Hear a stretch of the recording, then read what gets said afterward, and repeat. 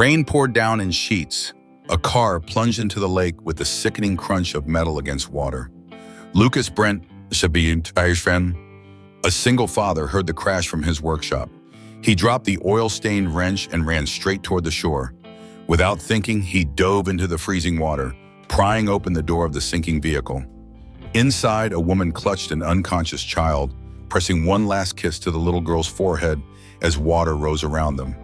Lucas pulled them both to shore, performing CPR with desperate intensity, each second stretching into eternity. The child coughed, gasped, then opened her eyes. Brown eyes exactly like his daughter's. "Daddy!" The word came out as a trembling whisper.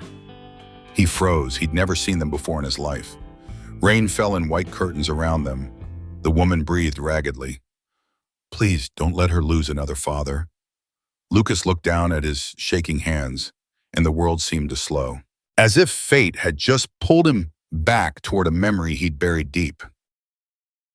Lucas Brent was 36 years old, a former Coast Guard rescue technician, now living quietly in the lakeside town of Wildermere, working at a small mechanical shop near the boat dock. He'd lost his wife Hannah in a boating accident 3 years ago. All he had left was his daughter Mila, 8 years old, sweet-natured, always folding paper cranes, always saying, "I just wish Daddy wouldn't be shot anymore." Every day was the same routine: drop Mila at school, return to the workshop, repair old boat motors for the locals who lived around the lake. Simple work, quiet work, safe work. That afternoon, rain arrived without warning, turning the sky dark and the lake choppy. The sound of metal hitting water made him jump. An SUV had just crashed through the guardrail and plunged into Lake Wildermere. Lucas ran, abandoning his tools, not even grabbing a life vest. Years of Coast Guard training took over. He dove into the cold water, swimming toward the sinking vehicle with powerful strokes. The car was already half submerged. He pulled at the door handle, found it locked, smashed the window with his elbow. Glass cut his arm, but he barely felt it. A woman inside was frantically trying to unbuckle her daughter from the car seat, water already up to their chests. Her hands were shaking too badly to work the mechanism. Lucas reached in, released the buckle with one practice motion, and pulled the child free. Then the woman. Both to shore, one at a time, his muscles screaming with exhaustion. On the muddy bank, he started chest compressions on the child. 30 compressions, 2 rescue breaths. The training never left you, even years later. Come on," he muttered. "Breathe for me." The little girl coughed weakly, water spilling from her mouth. Her eyes opened, unfocused and terrified. "Daddy," she whispered. Lucas stared. The girl had curly brown hair, a small mole on her left cheek, the same features as Mila. The resemblance was startling. The woman regained consciousness, gasping and crying. "Thank you, oh God, thank you, I'm Isabella Reed. We were being chased. They ran us off the road." "Who was chasing you?" "People from my company. I need to." She looked around frantically. "We can't stay here. They might come back." Lucas made a split-second decision. "My house is half a mile from here. You need to get warm and dry. We can call the police from there." He drove them to a small wooden cabin overlooking the lake. Inside, he started a fire in the fireplace, gave them dry clothes, made hot tea with hands that still trembled from adrenaline.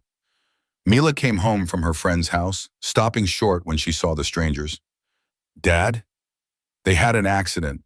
We're helping them get warm." Mila, with the effortless kindness of children, immediately opened the linen closet for towels. "Dad says when someone's wet and cold, we have to warm them with kindness, not just heat."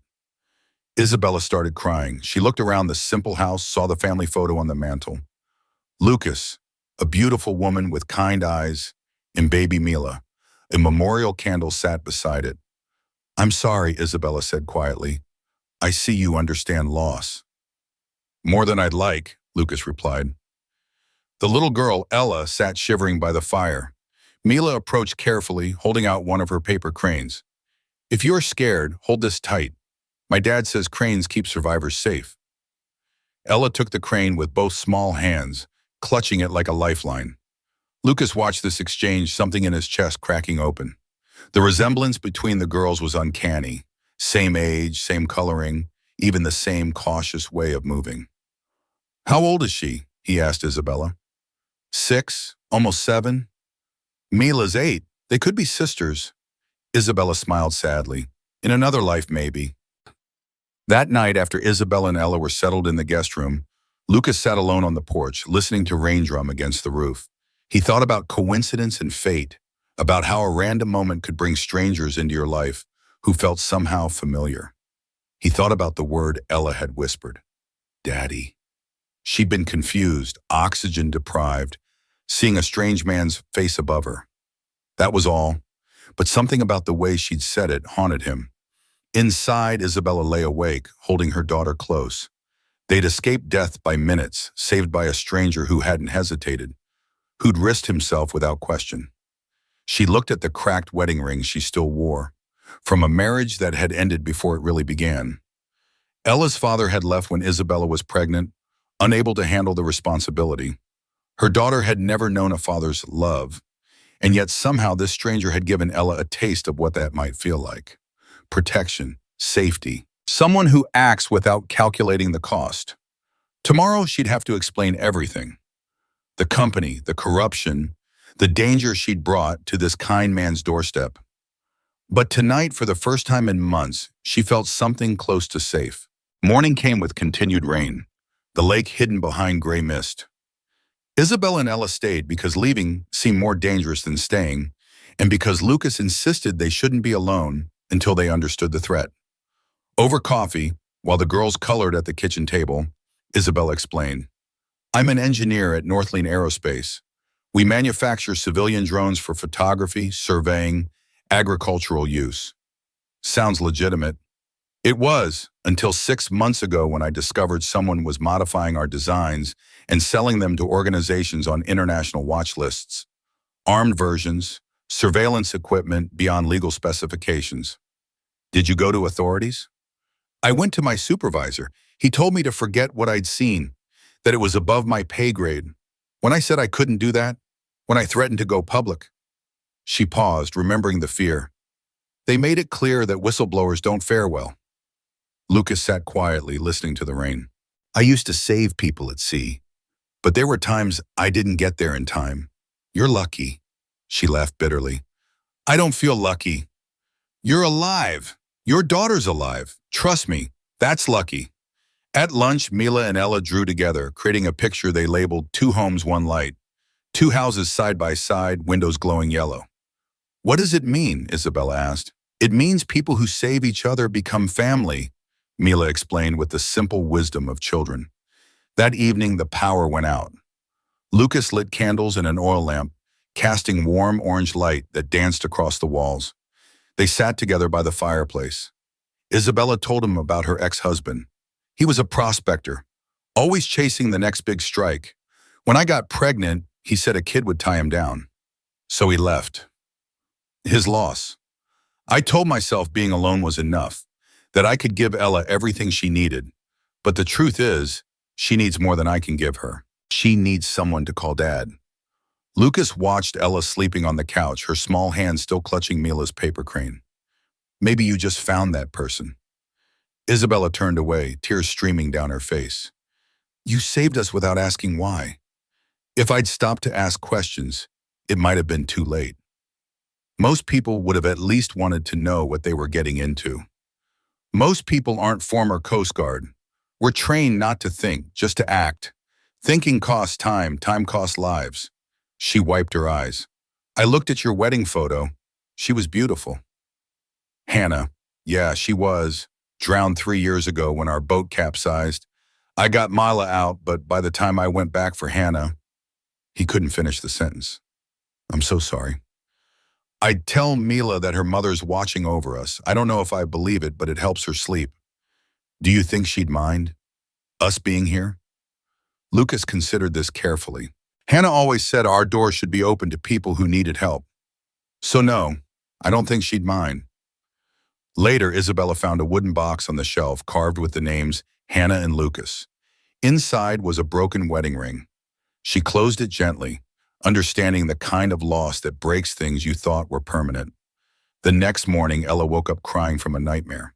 Before Isabella could reach her, Lucas was there, scooping the little girl up, holding her the way he held Mila when she had bad dreams. Shh, you're safe now. Nobody's going to hurt you. Ella buried her face in his shoulder. I dreamed about the water. I know, but you're not in the water anymore. You're here, you're warm, you're safe. Promise? I promise, cross my heart. Isabella watched this, her throat tight with emotion.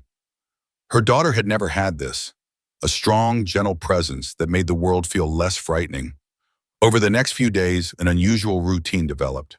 Lucas would work in his shop, the girls would play together. Isabella would cook meals from the limited supplies in the cabin.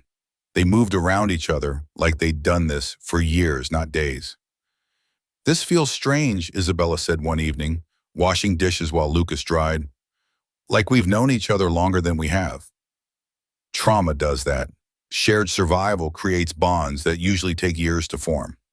Is that your Coast Guard wisdom talking? That's my therapist talking. Mandated counseling after Hannah died. Did it help? Eventually. Mostly it taught me that grief doesn't have a timeline. You don't get over it, you just learn to carry it differently. Mila called them to the living room where she and Ella had created an elaborate fort from blankets and couch cushions.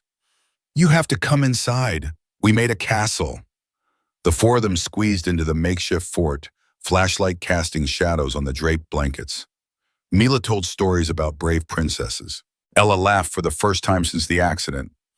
Isabella caught Lucas's eye across the dim space. Something passed between them, unspoken but profound. Gratitude, yes, but something else too.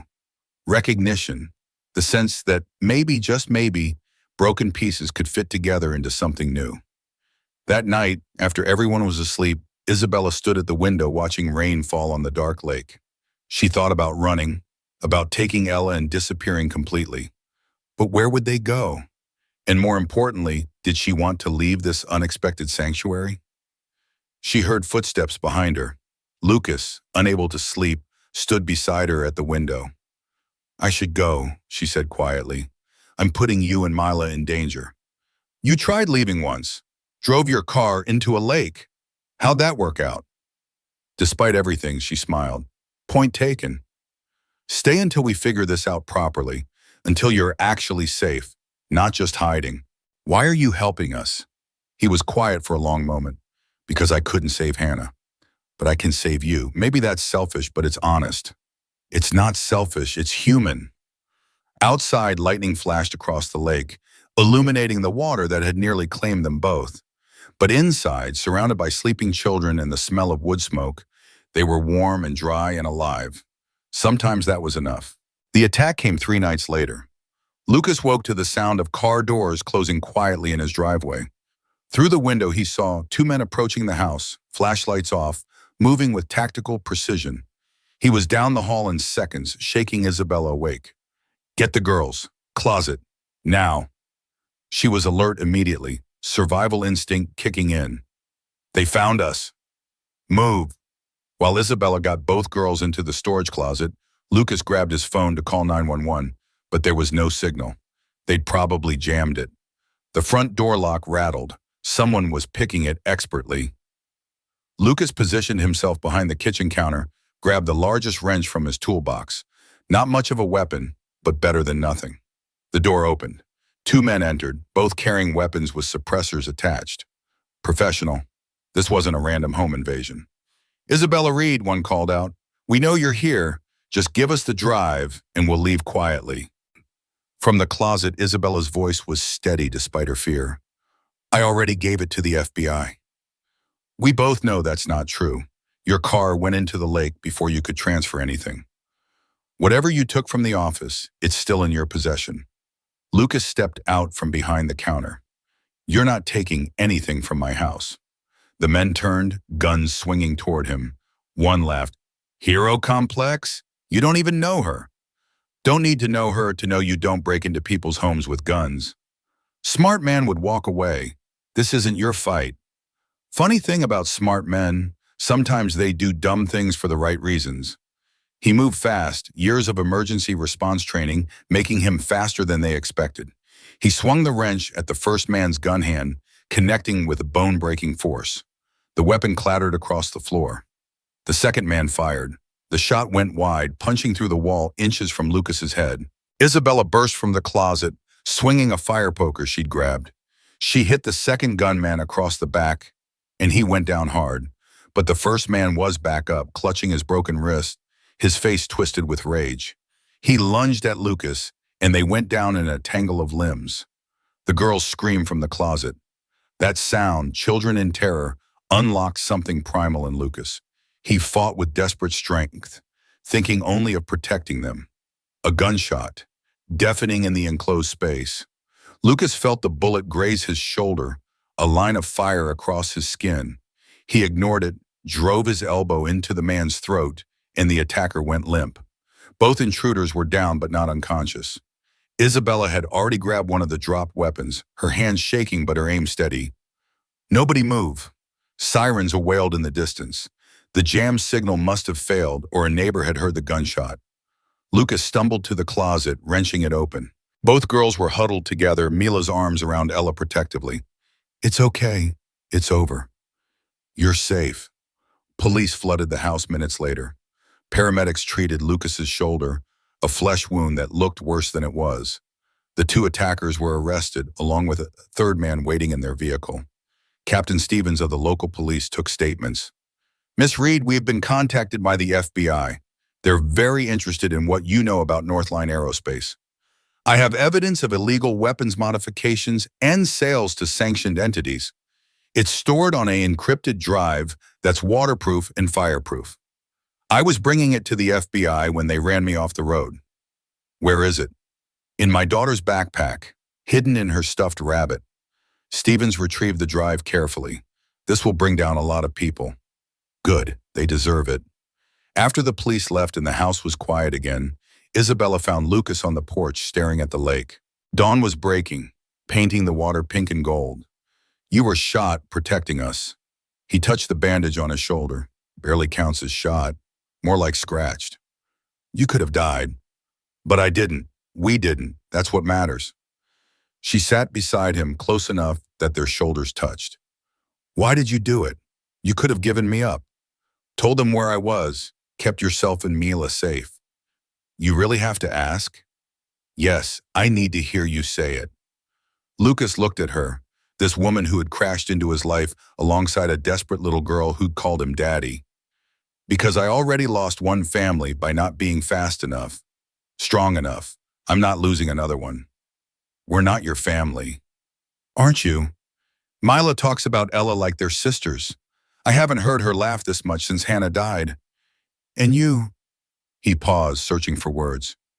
"You make the house feel less empty." Tears streamed down Isabella's face. "I don't know how to do this. How to trust this." "Neither do I. But maybe we figure it out together." Inside, both girls had fallen asleep on the couch, wrapped in blankets, Mila still holding Ella's hand, even in sleep. Isabella pulled out her Northline Aerospace employee badge, the plastic card that had once represented her identity and career. She walked to the edge of the lake and threw it as far as she could. It hit the water with a small splash and sank. "What was that for?" Lucas asked. "I used to think credentials and titles defined who I was. I was wrong. Character defines us. Choices define us. And right now, I'm choosing to be someone who stays instead of runs." The morning sun climbed higher, burning off the mist. The lake that had nearly claimed them both now reflected light like a promise. Like a second chance, Lucas put his good arm around her shoulders. "Stay then, for as long as you need." "What if I need forever?" "Then I guess we'll need to add a bedroom onto the house." She laughed through her tears, leaning against him, feeling safe for the first time in months. Not because there was no danger in the world, but because she wasn't facing it alone anymore. Sometimes family isn't born. It's built from broken pieces, assembled by people brave enough to try again after loss. Built by people who save each other and decide to keep saving each other, day after day. That was the family forming here in this small house by a dangerous lake. Imperfect, unconventional, but undeniably real.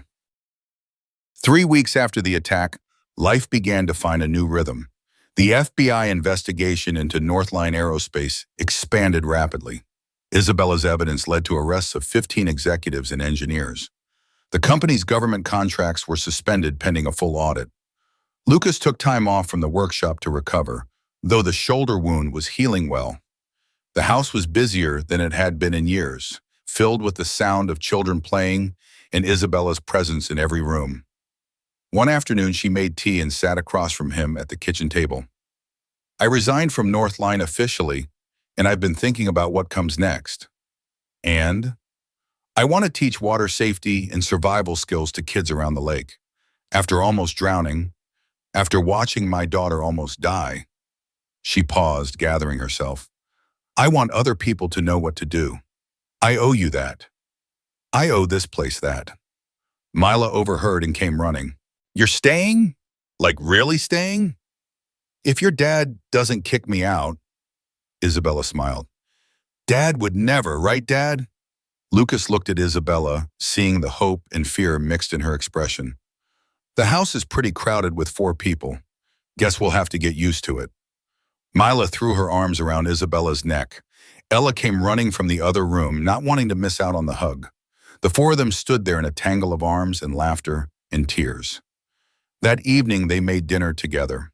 A simple meal, pasta and salad, but it felt ceremonial somehow, like they were acknowledging what they were becoming. Isabella told the girls a story about Viking traditions, how they'd send wooden boats across the water to carry prayers and memories. "But we're not sending anyone away," Mila said firmly. "We're bringing people home." "Then let's make boats for bringing people home," Isabella suggested. They folded paper boats together, writing names on each one.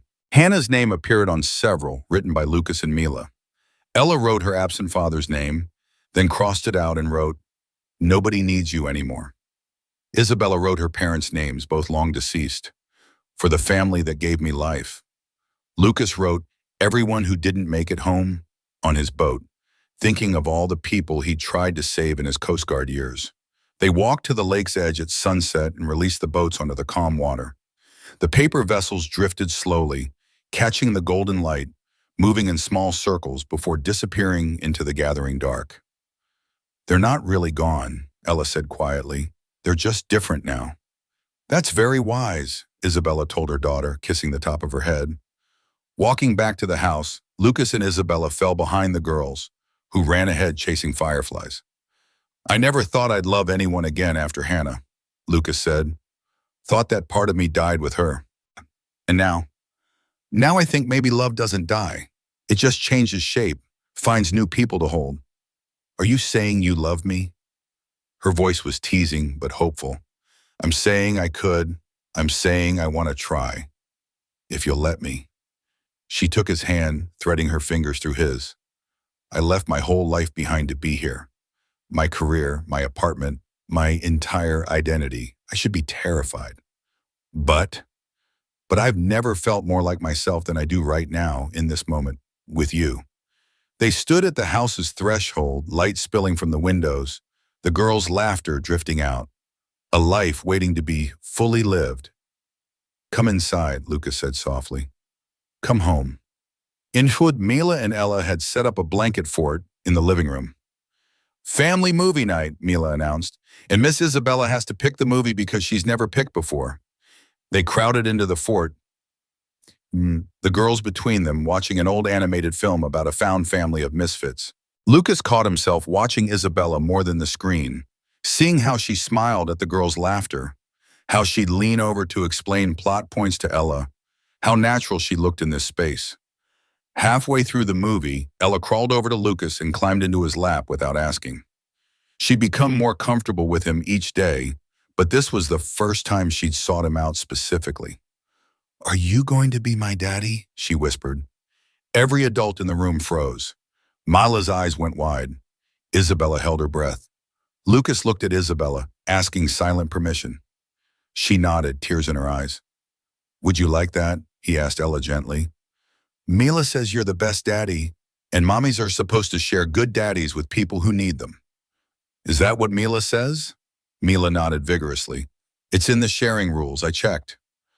Lucas laughed, a sound of pure joy that had been absent from this house for too long. Then yeah, I guess I am. If your mom says it's okay. It's more than okay, Isabella whispered. It's everything. Ella settled against his chest contentedly, and they finished the movie as a family. Not the family any of them had started with, but the family they'd chosen. The family they were building from broken pieces and second chances. Later, after the girls were asleep, Isabella found a photograph Lucas had taken that week. The four of them on the dock, slightly out of focus because Mila had bumped the camera. But their smiles were clear, genuine, full of possibility. She hung it on the wall, right next to the photo of Hannah and Lucas, not replacing, but adding to, expanding the story instead of erasing it. Family isn't found, she thought, it's made, chosen, built with intention and courage, and the willingness to try again after loss. This family, she decided, was exactly right. Spring arrived, transforming Lake Wildermere into a mirror of blue and green. Lucas rebuilt his old boat, the one that had sat dry docked since Hannah's death. He named it Hope II, a successor to the vessel that had sunk with his first wife. Isabella helped him sand and paint the hull, the girls running circles around them, leaving small handprints in the wet paint that Lucas decided to keep as decoration. You're really going back out on the water? Isabella asked, paintbrush paused mid-stroke. Not to rescue anyone, not to prove anything, just to be on the water with people I love, to show myself I can. And if I'm terrified? Then you're terrified on the boat with me instead of terrified on shore alone. That's how this works now. The launch day was bright and warm. They loaded a picnic basket, life jackets for everyone, and Mila's collection of paper cranes for good luck. As they pulled away from the dock, Isabella gripped the side of the boat tightly. Lucas covered her hand with his. I've got you. I won't let anything happen. You can't promise that. No, but I promise if something does happen, I'll fight like hell to bring us all home. Ella sat at the bow, wind in her hair, laughing with pure joy. Daddy, look, I can see fish. The word no longer felt strange. She'd been calling him that for weeks now, and each time, something in Lucas's chest expanded with warmth. They anchored in the middle of the lake, eating sandwiches and watching clouds drift overhead. Mila and Ella took turns releasing paper cranes into the gentle wind, watching them float away across the water. What are you wishing for? Isabella asked Ella. Nothing. We already have everything. Such simple wisdom from such a small person.